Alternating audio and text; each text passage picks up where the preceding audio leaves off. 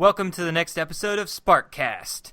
This is our cast. Introduce yourselves, everyone. What's up? This is Sammy. And Thomas. And this is Transformation. God damn. That one's a good one. I like it. Keep moving. For us today, we have Episode 10, War of the Dinobots from the original series.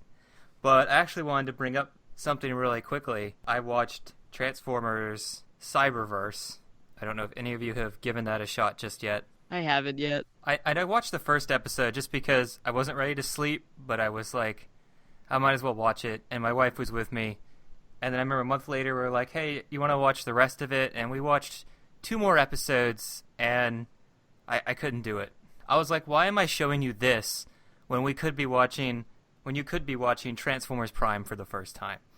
And so we ended up watching Transformers Prime the entire first disc that night. Then I got to expose her to Transformers Prime, and she enjoyed it except for Miko. That's fair. That's a fair assessment. I'm surprised she was willing to give the universe another chance. I mean, especially if you're starting with Cyberverse. Well, no, we watched all of Robots in Disguise, all 3 seasons of that. Well, she's seen the original movie and the first 3 episodes of the original series from the 80s, but that her first real series was watching Robots in Disguise, where Bumblebee's the leader. And that was entertaining for... So is she going to continue on with Prime?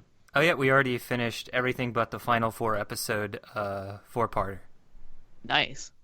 So, yeah, it's fun to watch it again, because I realized I only remember a third or half of the episodes that were really good. Yeah, I kind of only remember the end stuff with Dead Megatron and Starscream trying to collect his powers and... Well, not powers, but artifacts. You just displayed a huge spoiler onto the podcast for Transformers. Look, it has been like 10 years, 5 years. It's fine. They should know by now. So the other thing that was kind of interesting is I've been watching Defenders of the Universe, and it's a show that brings in Flash Gordon, the Phantom, and Mandrake the Magician, characters from the 20s. Mandrake the Magician is the shit. And his and Lotor, who was his servant back in the day, but now has become his own character. And together they all fight Ming the Merciless from taking over the world in 1986 cartoons. But one of the episodes was actually, I think, written by the guy who did the pilot for Transformers, because the episode starts with a machine that crash lands on Earth millions of years ago, then gets buried under tar pits. And I'm like, what? Is this influenced by Transformers? Because it's like some giant death machine that's unearthed that goes on a rampage to destroy the planet when it's found in, whatever 80s future this cartoon takes place in. Have you been watching some Voltron 2 lately? We watched it all but the final season, which isn't out yet. Wait, there is actually a final season? Yeah, season 8 is going to be the final season. Wow. Yeah. I asked, as you said, Defenders of the Universe, but that's Voltron. The show you're talking about is Defenders of the Earth. Yeah, Defenders of the Earth and Defenders of the Universe. There's a difference. And the Phantom, he's the best character in that show, so you sort of started with that instead of Flash Gordon. I'm sorry, no. Mandrake the Magician is the best character. Okay, hold on. As well, Sammy? Wait, what? How do you know of Mandrake? Nobody remembers him from the time period. Because comics, and I like magicians. Really, I just like magicians. I just think it's funny, like, the Phantom is a white guy who goes to Africa and becomes the white savior of the African continent, and then Flash Gordon goes to another planet and becomes the white savior of a group of aliens, and then Mandrake is just a magician. Look, he is the most important part. But he has telepathy, he has real magic in addition to illusions. It's probably not really accurate to what his powers were in the 1930s. That you described the Phantom, I realized that I was getting confused. I was thinking of the Shadow. 2 completely different people. Very different. Yes. Not the Phantom. So, yeah, maybe Mandrake the Magician is better than the Phantom. I don't know. He's also better than the Shadow, so... And then don't forget what a lot of 80s cartoons did. They all have children now. So you have Flash Gordon's son, Lotor's son, and the Phantom's daughter. That was during the time period when Popeye now had a son. A few other characters now had children. Or in Scooby-Doo's case, he had a cousin named Scrappy-Doo who was like, your age, kids. Yeah. Nobody, makes... Apparently there's a villain in this show called Octon, and he's an octopus creature. He's a computer with 8 legs and can hack into anything because it's the 80s. He's great. He always sounds like he's being sarcastic to Ming, even though he obeys him and everything he says to him. Yeah, they even use Transformers sound effects in that show. When they pan to another planet, they use the sound effect for transporting to Cybertron that weird, like, do sound. And I'm like, that's the Transformers sound. And one of the villains even uses Megatron's cannon when he shoots at people. Look, there's a very small subsection of sounds back in the day, and if they were going to cut costs and all that, might as well reuse these sounds. So anyway, now that everyone out there knows what Defenders of the Earth is, they should, look it up and see what it's about. Everyone needed to know. It's a very important show. We can begin with the episode now.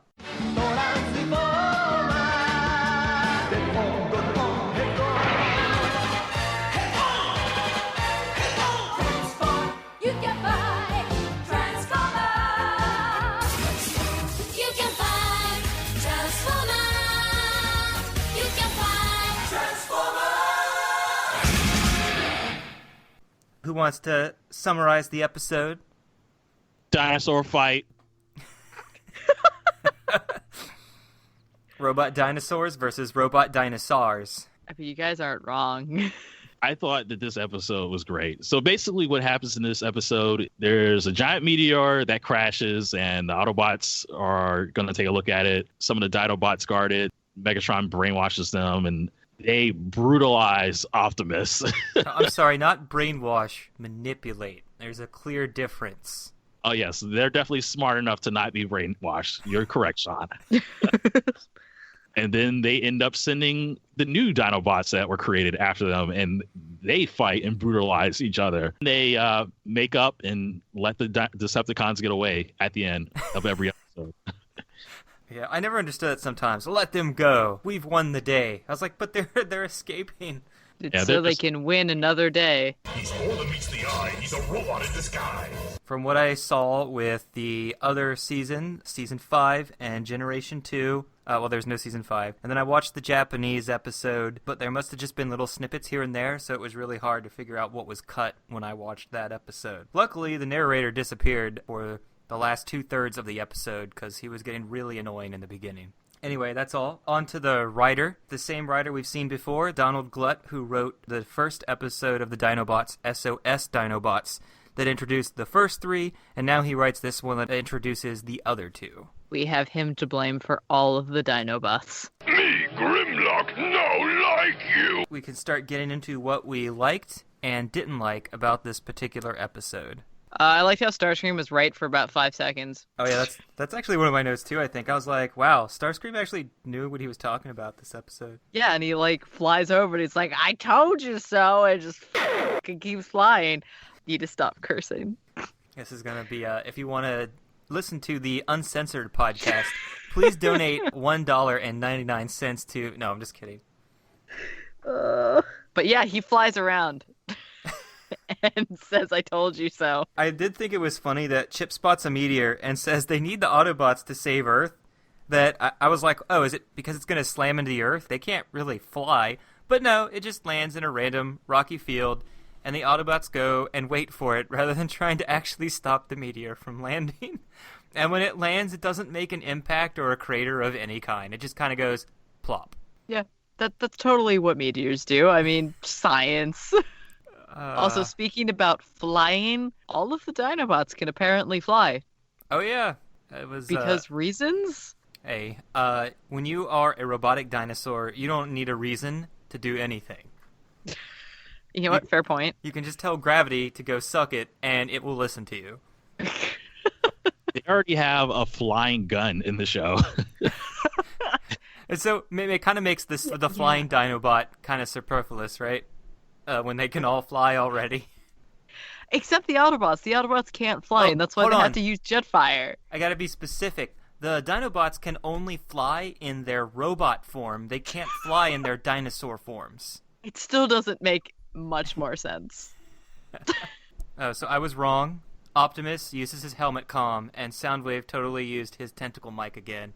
So I thought they only used it that one episode a few episodes ago. Thomas, what are your thoughts and feelings? So what I'm liking, this is probably my favorite episode so far.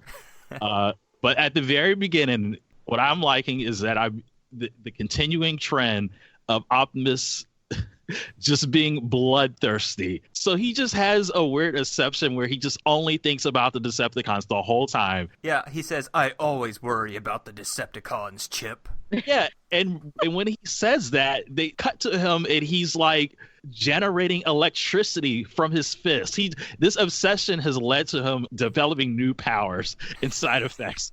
It's really taking a toll on him, and it's just crazy. It's just funny to me how bloodthirsty he is. Not too far after that, when they first encounter the meteor, he's like kind of warning them that they can't stand too close because it's unknown to the Autobot science. But then he shoots it with his gun at point blank range, and then just a chunk of it lands in Wheeljack's hands, and he's holding it right up next to his face. What happened to the caution? Yeah, only Optimus can throw caution to the wind. Nobody else. Also, I can just imagine Optimus doing his laundry and being like, Decepticons! Just like mundane things. They stain my clothes just like they stain my life. But I will be that thing that puts them out. Bleach. I don't know. So, okay, this is a quote that was actually said. Sparkplug turns to Chip and says, "Is there anything you don't know about Chip?" And I'm like, of course not. The writers made me capable of knowing and doing everything.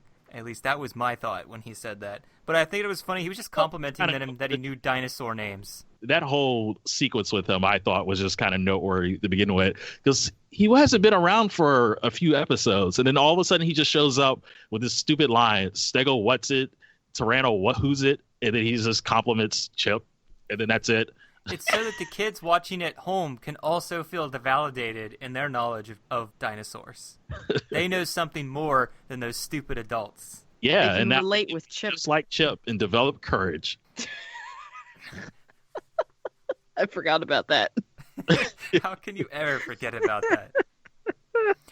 I don't know. I didn't have the courage enough to remember. Hey, when he becomes a headmaster in my fanfiction, that will be what he calls upon to transform. He'll go, I summon courage! And then he becomes, a giant death gun or something. I don't know. A death gun that shoots science.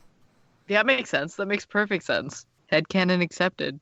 Okay, so Grimlock is going to fight Optimus and just lets the Decepticons take the meteor, even though he knows he's the leader of the faction they're fighting, but it's like he can't think of more than one subject at a time. I'm just like, the Decepticons are also still your enemy, but he's like, nah, we friends now. And it's like he can't retain information, or they're just really stupid. You can only have one enemy at a time. Yeah, they are really dumb, but apparently Megatron doesn't seem to think so, because when he was describing them, the three existing Dinobots, he only called Sludge dumb for some reason. He just called the other two arrogant and hostile. Yep. I also like how they had them under their claws for a moment and decided to, not change their stupidity. Oh, yeah. They probably could have did something. They could have. Just seem to have infinite resources as well. Back to their stupidity. It was just funny that Grimlock sees Optimus survive, and he's like, wow, he must be stronger than me. But that means I wouldn't be a leader. Oh, my brain. And so it's like he goes to Megatron for answers because he's just really, really confused. You think he's going there to bring Optimus to do a surprise attack, but really he's just still confused. He's talking to Megatron even more. Like, I don't know what's going on. Please help me. Are you guys any things you liked and still didn't like about the episode so far? Yeah, I think I said everything. Thomas? I don't know. There were a few other bits with just the Dinobots where I just started just developing just a huge love for them. Like, I think they're the best Transformers right behind Starscream, because they're just so dumb, which is just so great. See, I don't care. I don't care for the Dinobots, so this was just another episode. You don't care about them, I don't know, their dialogue and personality-wise? Because I also think that they have more interesting transformations than the other Autobots. I'm not really a dinosaur person, so I'm just not. Well, no, I don't really care so much about their dinosaur form, but I guess their color scheme when they're in robot form. seems more interesting. And they gave Snarl a sword. What's not to like about swords? Like, I don't know. Like, their designs are okay. They're good designs. They just don't appeal to me. So, Really. yeah. I don't know. Like, I can't explain it. I've never enjoyed the Dinobots. Are there other G1 Transformers you would say that you enjoy besides Starscream? Rodimus, Ultra Magnus, Cup. You know what? Ultra Season Magnus- one, Dang season one it. characters. Cliff Jumper. No. I actually do like Ratchet and Jazz. I like Jazz a lot. Blaster is in season 1 somewhere, right? No, he's season 2. Okay, well, darn. Trax? Who the hell is Trax? Oh my god, Trax and Raoul? Is Trax the blue guy, the blue car that has a red Yeah, face? like he can't stop talking about his paint job. I thought that was Sunstreaker. No, this one's a blue one, and like he's very posh and talks like this. And he's Okay. just Oh, I get to see that. That sounds great. he's so good, and he meets a man named Raoul, and actually, never mind. We'll get to that episode. It's funny because Trax is the only Autobot who's introduced in the comics in the first issue, but didn't appear in the first 3-parter. Like, he's the only missing one between the comics and the cartoon. So I think he shows up later in season 2, or maybe we'll see him later up here and we just didn't remember him. No, I'm pretty Okay, sure he's in season 1. Okay. I mean, I know he was Yeah, like, created, he's- so... It's sounding like the Dinobots are being vindicated and that they're the best Transformers so far in season 1. When you saw them... That's not what I said at all. Jazz is definitely in season 1. And then there was, of course, the scene where they're like, let's test out our new friends here, and they take them all on, and he, I think, just takes on 5 people at once and beats them up. So that's how you know he's so awesome. You should go buy his figure, guys. So there's... Also, well, one last thing that I did like was just Grimlock mouthing off to Megatron and Starscream, technically. There was a scene where I think Megatron was asking, like, why is Optimus still alive? And Grimlock shot back, he'll die when I say it's time for him to die. And then right after that, Starscream called him a slave, and Grimlock screamed, no! And just shot him. And Megatron's just cool with it, because he's like, well, what did you expect when you said that to him? Yeah. All right. Maybe Grimlock is okay. He's definitely Grimlock's better than the other Dinobots. He's the only one whose personality you remember. Yeah, the other ones don't really get lines that are like relevant. They kind of just talk to each other. They never really interact on their own with the other characters. Yeah. But there are people out there who really do like all of the Dinobots. So next we have animation errors, and I actually found quite a lot this episode. I actually first thought this was a different animation studio than the previous episodes, because I'm like, why does Megatron have red coloring between his hands, shoulders, and lower chest? Was my memory of the last few episodes of him faulty? Because then I look back and I'm like, no, he didn't have this before. And Shockwave even has it too. Blue Streak has this same similar pattern with a red head plate. I'm like, did the artists on this episode just really like red, or were they using the wrong color palette when they got the sheets of what color to use for everyone? I didn't even notice that. Okay. The only animation error I caught, which is probably, I would think you guys also notice, where there's the close-up shot of Slag's face. Yes. Okay, so maybe you guys didn't see it. Nope. Yeah, I got it on my notes right here. Okay, so there was a close-up shot of Slag's face, and I guess he's asking Sludge if he'll also follow Grimlock as the new leader. But the shot never moves away from his face, but then the audio is basically Sludge responding to him. He says he'll follow Grimlock, and like the lip sync keeps going. It's basically Sludge. It's basically Slag having a conversation with himself, and he's like mimicking Sludge's voice. Because it's like, oh wait, that's not his voice. Because Slag's mouth is moving, but Sludge is talking. I'm like, what? And then it switched. So odd because it's just a giant close up of Slag's face. It was like, you think you would have caught that. I mean, nobody else is, you're putting in a whole different voice. But it does eventually switch to Slag for the very end of the shot, whereas the audio is still going with his voice. More of a timing error or something. Maybe they cut out some dialogue and didn't space it out right. Could be deleted audio and whatnot. I spotted the Starscream wanted to really be Thundercracker 3 times in this episode, not just once, multiple times. Kind of seems like a continuing theme from the previous episode when they were in the pyramid. Ugh, yeah. There was a lot of mischaracterizations in this episode. There was an error I saw where Grimlock's feet are gray, but then he had a color pattern where it's blue, gray, red, and green, and I'm like, man, Grimlock is pretty colorful. But I'm also He just keeps changing his shoes. But I'm also like, well, why is one of his knees not colored in at all of the 4 slots? One of them is just the rest of his skin. But the funniest, though, in the first minute, Optimus and everyone transforms, but Hound transforms and then remains static to save animation time. But it leaves him not touching the ground, so it looks like he's just sort of hovering over the ground for a few seconds. Didn't you know that's his extra power? Did you guys see they were building the Dinobots with the outline plan design, missing the I in design? So That had to have been on purpose. And after the meteor piece explodes, Chip and Spike are talking to Optimus in their base, and Optimus runs and transforms, and right as we get to the exterior shot of Optimus coming out of the base, all of a sudden Chip and Spike have instantly teleported to the top of the nearby mountain to cheer him on.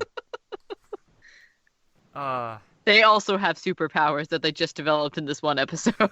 I did like the transformation sequences in here, and no, I wasn't influenced by Chip saying, "It never gets old every time I see it." Oh, I did love when, like you mentioned, Starscream does turn into Thundercracker, Sammy, but he also talks with his own voice while he's Thundercracker. Yeah, no, he's just like, whatever, it's time for me to be somebody else. Oh, one thing I liked in the animation, and also liked in general, was at the end, Megatron is actually scared of Grimlock. Like, this is the first time we've ever seen Megatron, like, legitimately scared, I think. True. I mean, you have to have Megatron, have emotion sometimes. Other than just anger at Starscream and anger at defeat.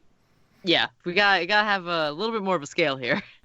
Was this before or after he was ridiculing the scientists? Just mocking him the whole time, and like Starscream trying to tell him, like, you probably shouldn't mess around with this unstable energy right here. Yeah, he's like, and I'm not being, a coward. He's just like, no, as a scientist, this looks kind of unstable, and then he's proven right. So, okay, I know this had to be the first for this animation studio, because this is the first time we've seen ball cap Optimus Prime, and I am just surprised no one has ever made a hat like that. Oh, just like a Optimus head hat, just a weird. Yeah, the design on his front sticks outward in a half circle like a ball cap for this animation studio. So, are you saying that this is going to be like a recurring thing now? Whenever this studio decides to animate an episode. Do you know which studio did this episode? I don't know. I know TF Wiki site usually mentions all those, unless it's the one missing animation studio they can't find. I mean, it's definitely not TFS, so that's really all I care about. Though I did just the red designs on some of the characters seem to make it slightly different. It's kind of fun. Everyone's got their own flair. So the thing that was funny, okay, so the ending lines are weird. Grimlock's life is saved by Optimus, so he's like, Optimus must be a better leader, and he asks for his forgiveness, and Optimus just says, "Let's go home." He refuses to answer him or tell him he does. Then he's just asking him to come home with him, as if his way of saying he forgives him is just inviting him back to the Ark. I don't think Grimlock is smart enough to get innuendos like that. I don't know if Grimlock knows that he's been forgiven. He just forever thinks about this for the next 20 episodes. He'll start painting the Ark to try to win his forgiveness back in one of the more comedic episodes where he then accidentally destroys a wall while in the process and just gets sent to his room for trying too hard. Or no, never mind. Not their room. He'll just get sealed up in the cave for a period of days as punishment. No. Now remember how we almost turned you off before and spend some time in the cave. Yes, Optimus. Grimlock want forgiveness. So any other animation errors of note? I think you covered all of them. I didn't notice half of those. You should check out ball cap design Optimus on a close-up just to see what I'm talking about later.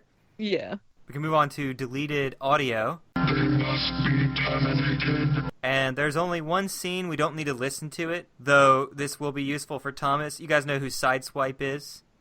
Yes, yes. As soon as a battle's about to begin, he goes, "Great! I'm finally going to get in a fight!" Going back to those bloodthirsty Autobots you like, Thomas. Iris, it's just spreading. You're going to have to add Sideways to your list of Transformers now you don't like because they're just so bloodthirsty. Hope he falls on top of Cliff Jumper's body. I don't like the bloodthirst when it makes them do stupid things. When they're just sitting in your base stewing and developing powers, then it's pretty good. Computer error. I didn't notice there were no retcons this episode, so we're going to skip that section. I'm not like the others. I do what I want when I want. So, Starscream's blunders and stupid moments. Oh, we're still doing this segment? Yeah. Though it's not always Starscream. Don't worry. See, my first notes is making fun of the Autobots by saying, "That meteor is approaching. Let's stand exactly where it's going to land, then jump out of the way at the last minute." Sounds like a great plan. That assures that,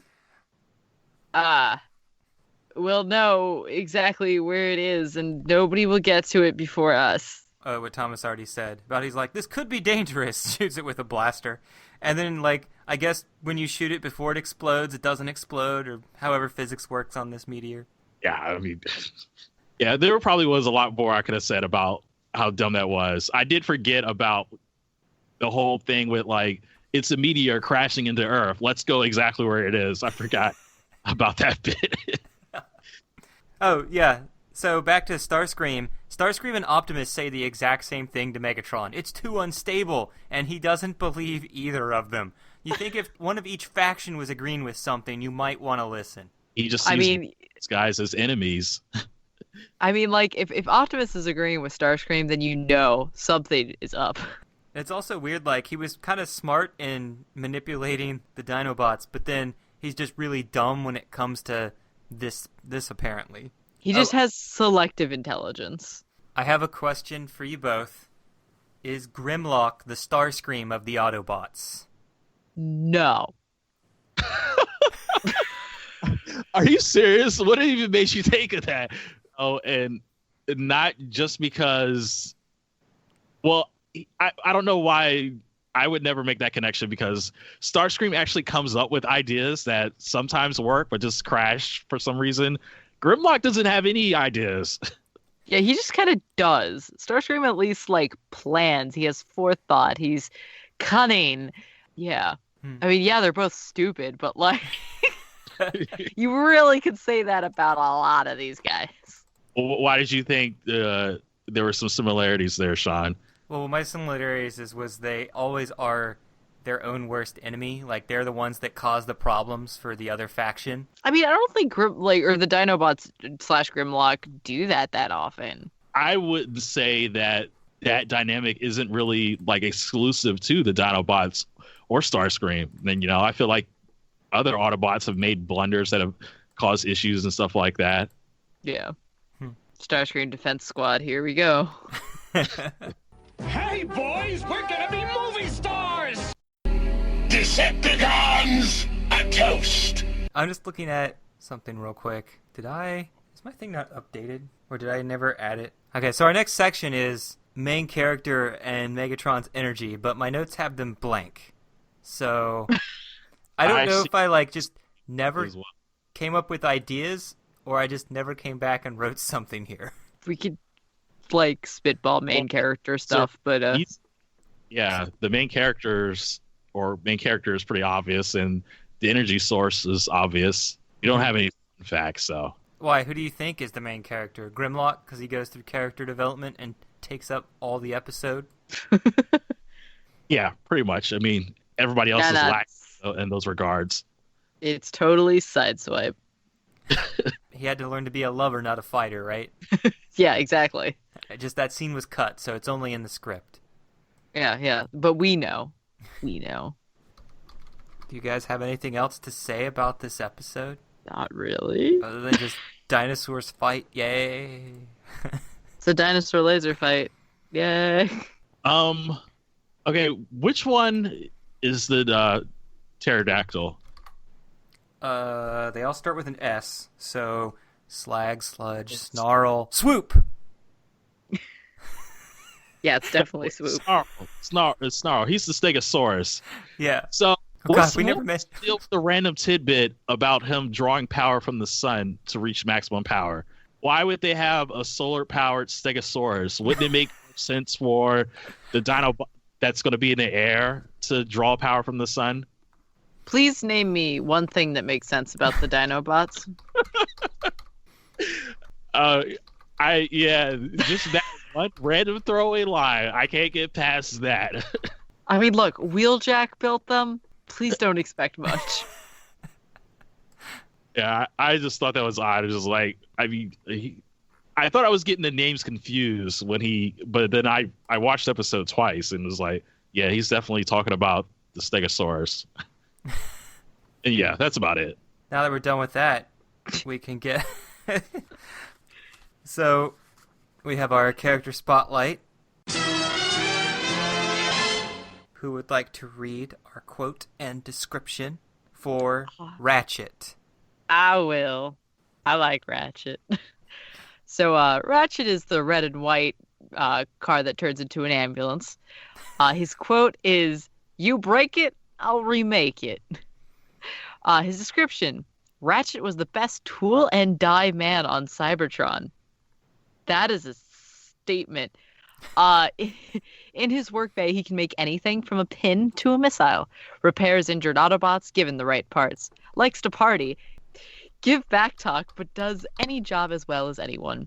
Has laser scalpels, arc wielders, electron microscopes, circuit sensors, fluid dispensers at his disposal. Sometimes his having a good time interferes with his effectiveness. I'm sorry. Likes to party? Where did you... Oh, yeah. Likes to one quick party. Question. I guess these character descriptions are coming from the toys, the original toys. Yeah, these were on the back of the original toy. Yeah. Who thought they looked at the ambulance and was like, you know what? That's a guy who likes to party. The ambulance, aka the doctor, aka what? I'm also thinking I'm totally thinking of Transformers Prime Ratchet and like that one trying to party, which is absolutely hysterical to me. What was his name? His voice actor. Oh, Jeffrey Combs. yes. Jeffrey Combs is so good. Yes. Agreed. Yeah. Also, apparently Ratchet's possible names were Cool Hand Lube and Grease Finger. I'm sorry, I had to read it. Wow. Oh my! I have so many facts about Ratchet on this whole page. If you guys want to take turns reading a different sentence. That's fine. I just really...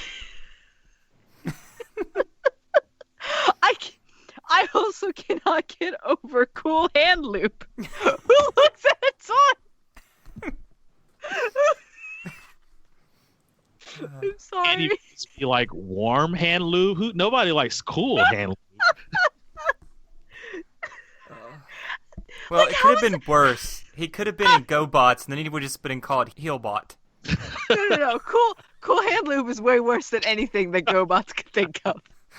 Like, that is like GoBot hell. Where, like, it's just... Why was this even an option? Like, that is one of the names where you, like, write it down on the board and you're like, immediately no and scribble it out. Nobody ever has to know. Oh my god, is there a that name Transformer? existed. Is there a Transformer that is a motorcycle and transforms and has a sickle and he's just called Motocycle? Because of course. I want to make that now. I'll make it up and pretend Yeah. he exists and see if people believe me. Got a GoBot already? We're back to GoBot. No, we're not. I was making up something for Transformers. Come on. Oh, So what you want? But yeah. So what? I was gonna say, Sammy, read what his name, how he got his real name. So Bob Budiansky eventually named him after Nurse Ratched from One Flew Over the Cuckoo's Nest, which that's actually really cool. I like One Flew Over the Cuckoo's Nest. The movie's great too. And in the original notes for his character creation, there are references to Ratchet referred to as a her. However, no female Transformers appeared in season 1. That's actually really cool that they were still thinking about having more female Transformers. At first it's like, oh, of course, only the healer bot is going to be the female. But then of course they just remove females altogether. So I'm like, okay, I don't know. I wonder who looked at that and said no females in this first season. When they were first making that. I think they were more so trying to not have the male and female aspect of alien robots. They were just like, no, they're just all agender or whatever. Like they don't particularly have a gender, but like, you know, kids in society are like, those are definitely guy robots. So yeah, that didn't really work out as planned. Especially, it didn't help that they had no females voicing any of the robots to have that distinction. Like, you didn't just have a random Transformer being voiced by a female to give the impression that, oh, these can sound like anyone because they're not male or female. Exactly. And there was definitely, like, in the 80s, there were a bunch of really good female voice actors that could have filled in roles. So it's kind of like, that seems like a wasted opportunity. I feel like Windblade is just not written well. I liked her in Robots in Disguise. That was a really fun one. I like her in Robots in Disguise, and I like her in the first 2 arcs of the comics. Oh, I haven't read past that, so I haven't read past Combiner Wars yet, so I'm waiting for them to finish all of Unicron before I start reading it again. I thought they did. No, I don't know. Yeah, no, I'm pretty sure they finished. Like, it's over. The GoBots comic is out. No, hey, what did I say about that? No more what? GoBots on this panel, on this podcast for 25 episodes. I'm gonna be forced out of this group because I keep bringing up GoBots. And you're the one that doesn't like them. That's the weirdest thing. I don't either, but... So, Thomas, you want to read some more fun facts about Ratchet? Looking at Ratchet's figure is weird. He turns into a mini base with 2 guns in it. Also, he had no head since his form was different. Since his form was from a different line where human drivers were placed inside. So he was given a sticker of his face to put on his windshield. Oh, man. That's great. Due to the inability to cooperate... Repeat that, or would talk. Whichever's happening, I don't know. Thomas, talk. Due to the inability to copyright the word Ratchet, he also appears as Autobot Ratchet. No, read that again. The second part. You didn't say always. It makes it sound weird. Oh, sorry. Due to the inability to copyright the word Ratchet, he always appears as Autobot Ratchet. I missed your word, so now I'm gonna just overdo it. If I cut all of that before now, it's not going to make any sense why you emphasized it. No, it's fine. Just leave it. So, this is like me speaking, so I'll read this. I found it hilarious that when they released the Michael Bay Ratchet, released that figure with the original red and white colors, but with the movie design, but then re-released the 1984 Ratchet and colored him the green of the live-action movies. That is just kind of some bizarre, but also actually pretty good marketing, assuming you're a fan of both the movies and the original. Yeah. That was probably a pretty safe... I still hate Bayformers, so... Yeah. I don't know, Bumblebee's coming up soon. Maybe our opinion will change, even though he's not really involved. No. I was okay with it, and then they were like, Blitzwing is Starscream, or Starscream is Blitzwing, and I'm like, you lost me. Oh, wait, they changed him or something? Yeah, well, they were saying that the like in the trailer for Bumblebee, everyone was like, "Oh my God, that's Starscream! Like that's him! Like with all the wings and the red and the blue, and it was beautiful." And I was on board. And then we cut over to New York Comic Con, and Travis is like, "Yes, so the thing you keep calling Starscream, that's Blitzwing." Just fans believing what they want to believe. Okay, yeah, but that did look like Starscream because. I'm sitting here thinking, who is Blitzwing? Why would you color something, Starscream's colors, but then why would you lesser known Transformer? Why do the movies do anything? Yeah, but it's just like they got everything else right. So how did you screw this up? I don't know. To me, that's the Soundwave looks great. Optimus looks great. Oh, I haven't even Sorry, seen what? Soundwave. I have to maybe watch another trailer. Okay, yeah, you were very behind. Yeah, I haven't seen the second trailer. I've only seen the original. Sorry, I'm just like, oh man, no, I've just been religiously like watching the trailers because I'm like, what I want to know more. But yeah, no, the original G1 Transformers look like G1 Transformers. Ugh, they look so good. Anyways, So by we the time got this podcast comes out, that movie will be already up. when his You want to read the last fun fact about Ratchet? Yeah. Where's Thomas? In the cartoon, his facial design was helmet white, crest black. In the Marvel comics, it was helmet red, crest white. Even in the IDW comics today, artists still switch between both by accident within the same issue even. But then they recolor them from the trade paperbacks. I guess the artist watching both and just never remembered what his actual two colors are. Whoopsie doodle. Talking about like the same artist that makes this mistake, or just No, it's multiple artists. okay, it's just multiple guys just kind of doing their own thing. I see. Multiple guys. That's how it is. You think only guys work on Transformer comic books. Is that what you're thinking, Thomas? No, I'm just messing Oh with you. my god. Do not put that on me. So hey guys, the fate after the movie. Well, no, I just think it's funny that there's someone whose job is continuity before each of the trade paperbacks. Just goes over and verifies, double checks that no errors were done in the artistic designs. Yo, I would want that job. Wait, I still function. Thomas? His fate after the movie, he was the first group killed in the opening 5 minutes aboard the Autobot ship. Smoke coming out of his mouth as his eyes faded from red to the blackness of nothing. Very descriptive. His body was labeled in the Autobot mausoleum, but then was blown up, leaving his body with no way to return, right? Wow. For the movie, he placed Chip Chase's brain into Prowl. The Prowl's body in Binotech, but time travel retconned that and maybe his own future demise. I'm sorry, I'm pausing because that whole thing sounds weird and Oh yeah, it makes no sense. Apparently one of the spin-offs is retconned as if it never happened. does Chip Chase die? Oh, who knows? Maybe when we get to his character spotlight, we'll find out. All right. This is because he appears again as if nothing happened and is one of the 5 Autobots, along with Wheeljack and Trailbreak, to combine into the new combiner, Skyrain. Restored Cybertron, fought a revived Unicron, fought a returned Galvatron, and had a new Decepticon named Moonheart remove their combined powers. Then Ratchet went to an alternate Earth, which we will skip. Sorry. Ratchet apparently can become part of any combiner and also now has a healing beam, which has been used in all the Transformer video games now, even by the non-Ratchet Transformers. So they're just like passing around like one of his body parts or something.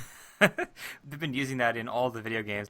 And in the Dark of the Moon game, like you had that healing beam that heals your party members. Yeah, I didn't know that was a thing in the games. But I guess it makes sense, it has to be some kind of like healing mechanic. So he also tried to revive Optimus again since he had died for the 4th time at this point in his life. Got to make sure we don't leave that point out. It's kind of odd that every time a plot point like this happens, Japan has always written something around it, like in a manga or in a toy description. But in this one, nothing. No explanation for why he's alive after being shot by Megatron point blank in the opening of the movie. Are there any other Autobots that died during that scene or just the beginning of the movie? Oh, Oh, Ironhide, I think. Did they come up with a way? Or I think he also randomly appears without explanation as to why he's alive. Those are the only 2, though, so far. But in the Japanese manga, there were reasons why they came up with reason why they came back. Yeah, like they made the whole thing about how Wheeljack comes back, or Ravage, or more Unicron, or even how random stuff connects to Beast Wars. But then it's like, well, this guy's alive. Deal with it. Now I'm just wondering, like, do they not like Ratchet? And now I'm just thinking about like fear of popularity with those characters in Japan. Well, maybe the designs or the character was popular, but they just released him without thinking or caring about continuity just because they wanted to bring him out again. That's assuming that what they released actually follows the G1 continuity because, it jumps around all over the place. Just no one cares about Ratchet enough. No one cares about the healer. Whatever, white mage. So, here's the thing that's funny. I remember reading the comic books, and in the first issues, Ratchet is the only survivor. When Shockwave comes down, the Autobots... let me back up. The Autobots and Decepticons have had a giant war, and they're all injured. And then Shockwave just comes down and shoots them all, takes over from Megatron, and locks up all the Autobots. And Ratchet's the only one that escapes. And the whole next 2 issues is him teaming up with Megatron to overthrow Shockwave. And him making like a pact with Megatron to try to restore things back to what they were. Wait, which comic is this? This is the original Marvel Comics from the 80s. Yeah, I don't remember that. Yeah, in fact, they even bring that back when Transformers Resurrection happens. Was it Resurrection? I don't know. There was 20 issues of a comic book that came out a few years ago that continued the original Marvel comic books. And they actually used that as a plot point to say some part of his, of Ratchet and Megatron were still connected somehow because of something that happened to them during that storyline. Wow. Or did they merged in a portal? Maybe that was a different storyline? Oh my god, now I'm, too many Transformers, my brain's on overload. It's all good. It's a lot. The comics are just its own continuity of strangeness. Like the episode where it's just a human who has Megatron as a gun, and Megatron can't transform, so the human just uses him to rob banks. And that's an entire episode when you thought you were going to read about giant robot action. But, sometimes you need to have some bad stories so you can appreciate the good ones. Do you actually believe that, Sammy? Yes. Okay. Thomas, you got anything else about the wonderful Ratchet? No, I'm good. I don't really care about this version of Ratchet. I mean, I know he's there all the time, but I don't feel like he has that much personality in the cartoon.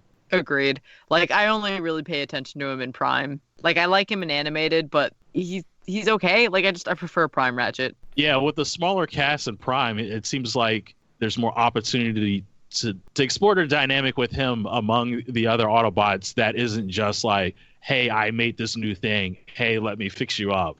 With this G1 stuff, they don't really use them interesting ways. Yeah, well, there's a lot of... I was going to say, they had to spend a whole episode on Grimlock, so they didn't have much time for anyone else this time. Yeah.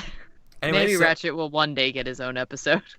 Well, we still got, 60-some episodes, so... Yep. Oh, God. But, so we are finished with this episode. So signing off for now, this is Sean. Sammy Fire. Thomas. Okay. Still not going to get a cool name from Thomas when he signs in or off. It's strictly business. We're not joking around. You're talking about giant robots. Thanks to tfwiki.net for information used in our Character Spotlight feature.